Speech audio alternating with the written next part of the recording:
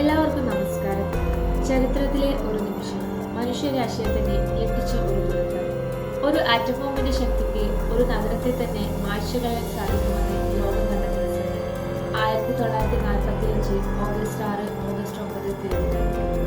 ഈ രണ്ട് തീയതികൾ ലോക മനസാക്ഷിയിൽ ഒരു മുൻപാടായി അവശേഷിക്കുന്നു. അത് ഹിരോഷിമ നാഗസാക്കി ദുരന്തത്തെക്കുറിച്ചാണ് ഞാൻ നിങ്ങളുമായി സംസാരിക്കുന്നത്. 1945 ഓഗസ്റ്റ് 6 തിങ്കളാഴ്ച ജപ്പാനിലെ ഹിരോഷിമ നഗരം പതിവ് പോലെ ഉണർന്നു. അന്ന് രാവിലെ 8:15 അമേരിക്കൻ ബോംബർ വിമാനമായ എനോള ഗേ ഹിരോഷിമയ്ക്ക് മുകളിൽ പറന്നു. അതിൽ ലോകത്തെ ഞെട്ടിക്കാൻ പോകുന്ന ഒരു ബോംബുണ്ടായിരുന്നു, ലിറ്റിൽ ബോയ്. ബോംബ് നഗരത്തിന് മുകളിൽ പൊട്ടിത്തെറിച്ചു. ഒരു തീജ്വാല, ഒരു പ്രകാശഗോളം, ഒരു മിന്നൽ. ഒരു നിമിഷം കൊണ്ട് ഹിരോഷിമ എന്ന നഗരം ആവിഷ്കരിക്കപ്പെട്ടു. ഏകദേശം 8000-ഓളം ആളുകൾ തൽക്ഷണം മരിച്ചു. പരിക്കേറ്റവരും റേഡിയേഷൻ ഏൽക്കേണ്ടി വന്നവരുമായി 100,000-ലധികം ആളുകൾ പിന്നീട് മരിച്ചു. നഗരം പൂർണ്ണമായും തകർന്നു. കെട്ടിടങ്ങൾ മണ്ണടിഞ്ഞു. ആളുകൾ പൊള്ളലേറ്റ് പിടഞ്ഞു. നിമിഷങ്ങൾക്കകം എല്ലാം ഭസ്മമായി. രക്ഷപ്പെട്ടവർ പോലും റേഡിയേഷൻ അസുഖങ്ങളാൽ വർഷങ്ങളോളം കഷ്ടപ്പെട്ടു.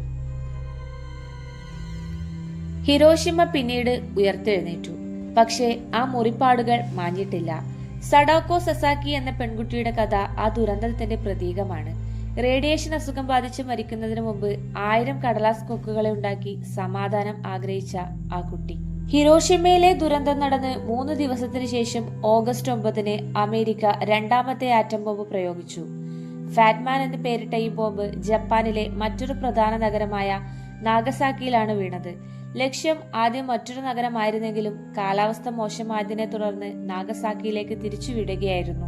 രാവിലെ 11:02 നാഗസാക്കിയിൽ ബോംബ് പൊട്ടിത്തെറിച്ചു. ഏകദേശം 40,000-ഓളം ആളുകൾ തൽക്ഷണം മരിച്ചു. ഹിരോഷിമയിലേതുപോലെ അനേകായിരങ്ങൾ പിന്നീട് റേഡിയേഷനും പൊള്ളലുമേറ്റ് മരണത്തിന് കീഴടങ്ങി. നാഗസാക്കിയുടെ ചരിത്രവും ഹിരോഷിമയുടേതിന് സമാനമായിരുന്നു. ഒരു നഗരം വെറും നിമിഷങ്ങൾ കൊണ്ട് തകർത്തെറിയപ്പെട്ടു. ഈ 2 ആറ്റം ബോംബ് ആക്രമണങ്ങൾക്ക് ശേഷം ഓഗസ്റ്റ് 15 ജപ്പാൻ കീഴടങ്ങി.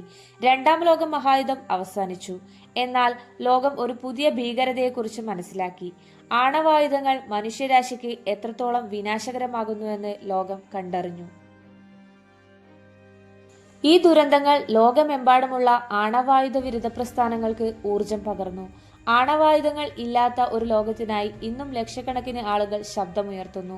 ഹിരോഷിമയും നാഗസാക്കിയും മനുഷ്യരാശിക്കുള്ള ഒരു മുന്നറിയിപ്പാണ്. യുദ്ധം അവസാനിക്കണം, സമാധാനം പുലരണം. ഇങ്ങനെയൊരു ദുരന്തം ഇനി ആവർത്തിക്കരുത്.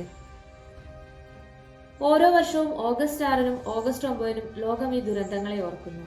ഇത് വെറും ഒരു ചരിത്ര സംഭവമായി മാത്രം കാണാതെ സമാധാനത്തിനുള്ള ദൃഢനിശ്ചയമായി കാണേണ്ടതുണ്ട്.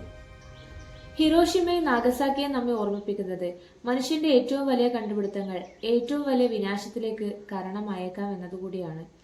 സമാധാനത്തിനായി നമുക്കെല്ലാവർക്കും കൈകോർക്കാം.